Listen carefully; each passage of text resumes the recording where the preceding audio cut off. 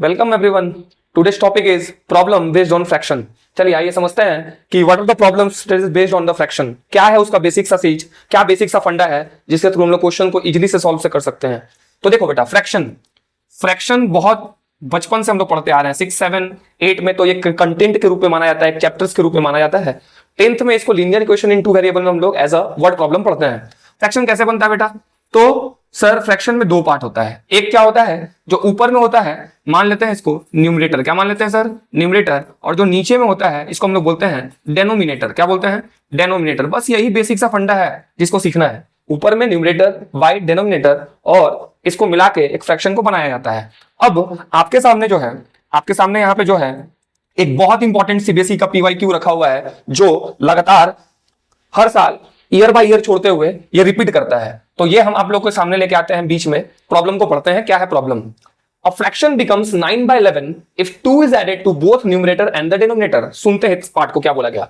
एक फ्रैक्शन जो है वो 9/11 है कब? जब 2 एडेड किया जाए बोथ न्यूमरेटर एंड डिनोमिनेटर में। ठीक है सर, आगे बढ़ते हैं। If 3 is added to both the numerator and denominator, it becomes 5/6। Then find the fraction। देखो ये एक ऐसा क्वेश्चन है जिसके थ्रू तुम वेरियस क्वेश्चन सॉल्व कर सकते हो। सिर्फ कंसेप्ट का मतलब समझने की कोशिश करो।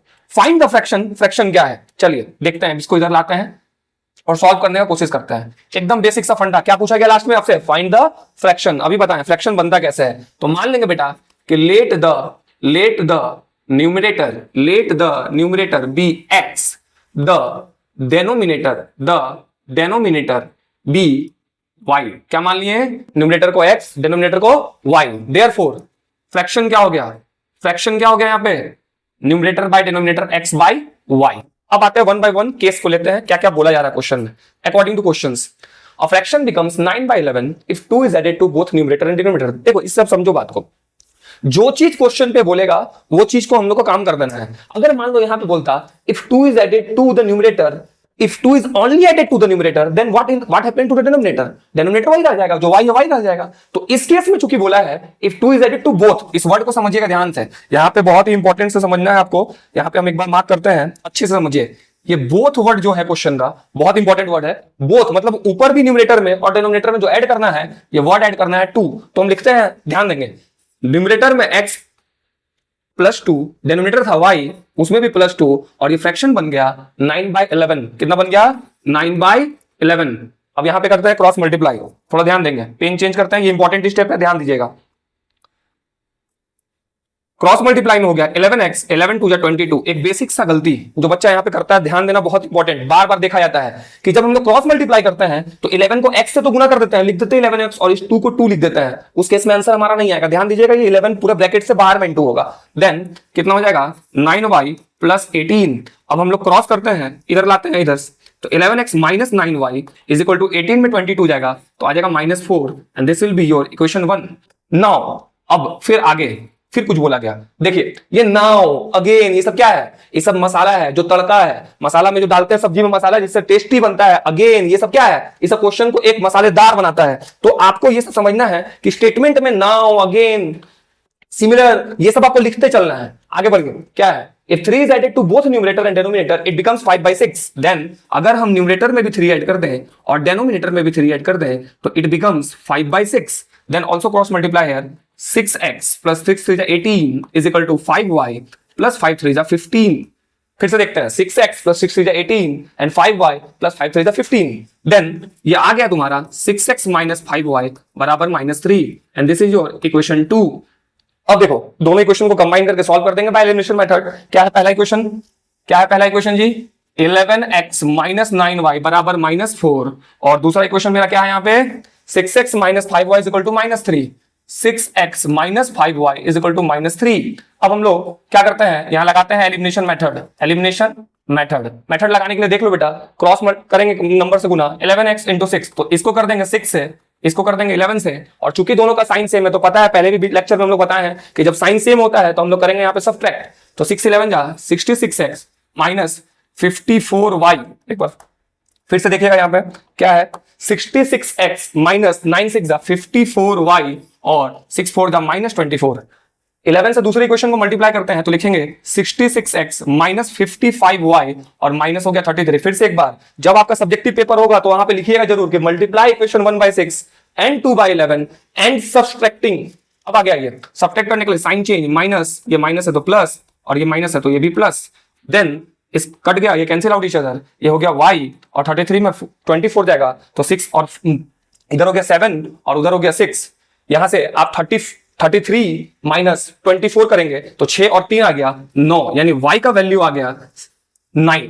अब इसको हम लोग किसी भी इक्वेशन में पुट कर देंगे 1 चाहे 2, तो putting y is equal to 9 in equation 1, क्या है 1 में बेटा 11x माइनस 9y बराबर -4, तो 11x minus 9y is equal to -4 में पुट करते हैं 9 9 9 81, 11x माइनस 81 बराबर -4, फिर आ गया 11x is equal to 77, 81 plus हो गया उधर जाके और ये कट गया 7 बार में, तो x कितना आ गया बेटा 7। लेकिन एक चीज याद रखना, आपसे x और y का वैल्यू नहीं पूछा, आपसे क्या पूछा गया है, फ्रैक्शन। क्या पूछा गया है, तो लिखेंगे therefore fraction is equal to 7/9। अब थोड़ा सा अल्टीमेटली क्रॉस चेक करेंगे, किताब पीछे नहीं पलटना है, यही देखिए आंसर सही है गलत, तुरंत पकड़ देंगे हम लोग। क्या है फ्रैक्शन 7/9। चलिए एक बार फिर से क्वेश्चन को एक बार देख लेते हैं।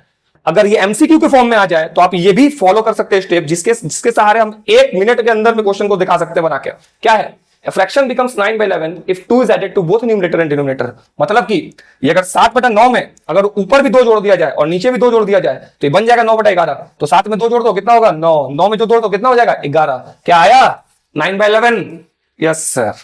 दूसरा ये घूमिए, दूसरा case, if 3 is added to both the numerator and denominator it becomes 5/6। तो क्या करेंगे 7/9 में अगर 3 ऐड कर दिया जाए ऊपर तो हो जाएगा 10, 9 में 3 ऐड कर दे तो हो जाए 12, और जब हम लोग इसको फ्रैक्शन बनाएंगे तो ये बन कितना जाएगा 5/6। मतलब आंसर क्या है, correct.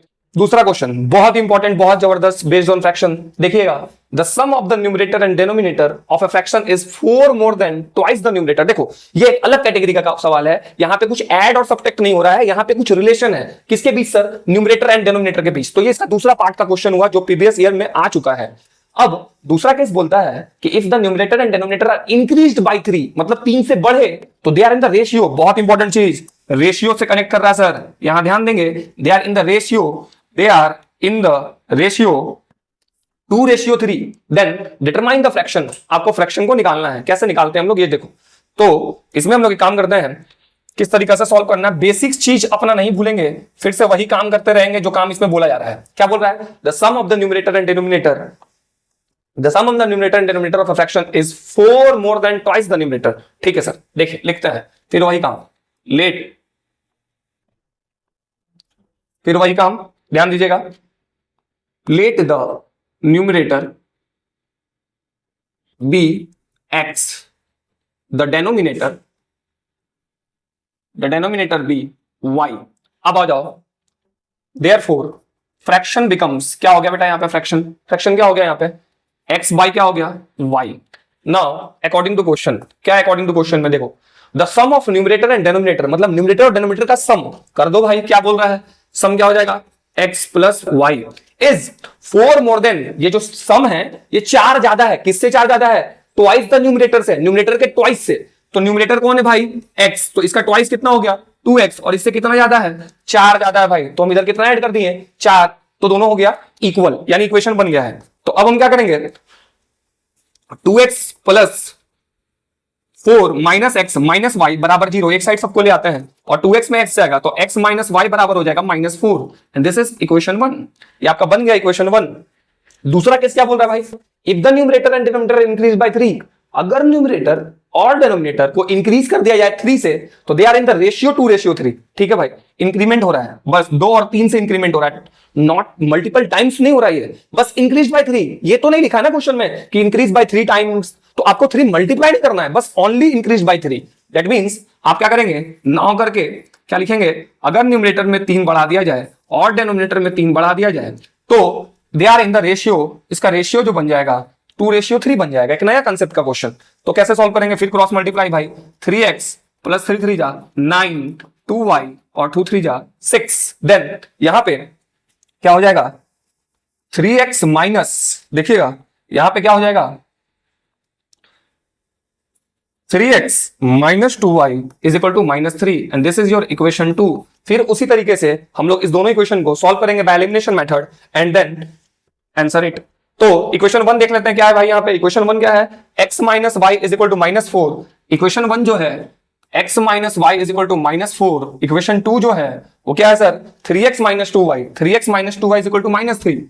3x minus 2y is equal to -3। तो अब हम एक काम करते हैं, यहाँ पे क्या कर सकते हैं देखते हैं। देखिए ये -2 और ये 1, तो कोएफिशिएंट को इक्वेट करना, चाहे इसको 3 से कर दो चाहे इसको 1 से कर दो, और अगर y को बराबर करना है तो इसको 2 से कर दो, इनटू कोई प्रॉब्लम नहीं है। जो भी मन है आपका अपने ऊपर डिपेंड करता है बेटा, जो करने का मन कर लो। बस रिक्वेस्ट यही है आपसे कि आप सही जरूर बनाना। तो 3 और 1 अब मल्टीप्लाई करने के बाद फिर देखिए sign will be the same, then in this case what will happen, subtraction will be happened there. Then 3x minus 3y, 4 3 जा -12, और यहां हो जाएगा 3x minus 2y is equal to -3।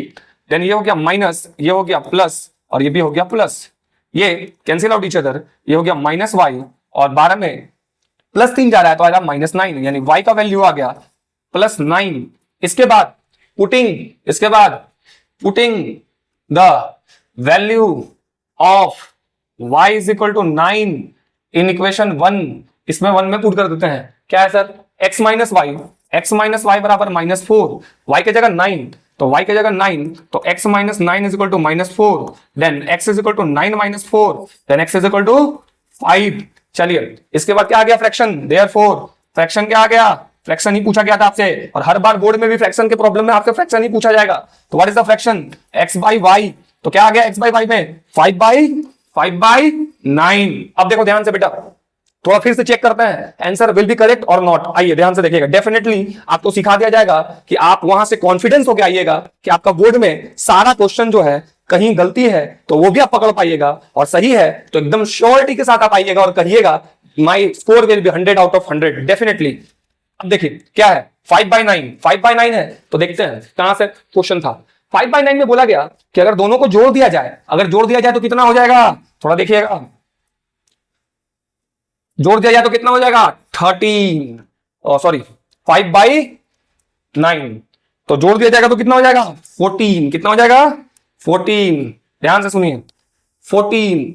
अब बोला ये नंबर जो है, ये जो नंबर है, ये न्यूमरेटर जो कि 5 है उसके दुगने से 4 ज्यादा है, मतलब 4 more than twice the numerator, मतलब आप न्यूमरेटर जो है वो है 5 का मल्टीपल 2 टाइम्स कितना हो गया 10, और उसमें अगर हम 4 जोड़ दें तो 100% जो है ये वैल्यू 14 के बराबर आएगा। दूसरा ये, अगर दोनों में 3 जोड़ दिया जाए, मतलब कि क्या किया जाए, दोनों में 3 जोड़ दिया जाए, तो न्यूमरेटर जो है वो है 5, डिनोमिनेटर जो है वो है 9। अगर 3 जोड़ दें, अगर दोनों में 3 जोड़ दे बेटा तो 8 बटा हो गया 12। तो क्या इसका रेशियो 2/3 है? बिल्कुल है। That means your answer will be definitely correct. आपका आंसर जो है 100% करेक्ट है। तो आज हम लोगों ने कवर किया प्रॉब्लम बेस्ड ऑन फ्रैक्शन। इसी तरह हम लोग जितने भी वर्ड प्रॉब्लम के टाइप्स हैं नेक्स्ट वीडियो में एक एक करके सीबीएसई के बहुत सारे इंपॉर्टेंट क्वेश्चंस को डील करेंगे और ट्राई करेंगे उसको 100% श्योरिटी के साथ कम समय में जल्दी बनाने का कोशिश करेंगे और कॉन्सेप्ट डेवलप करेंगे। Thank you.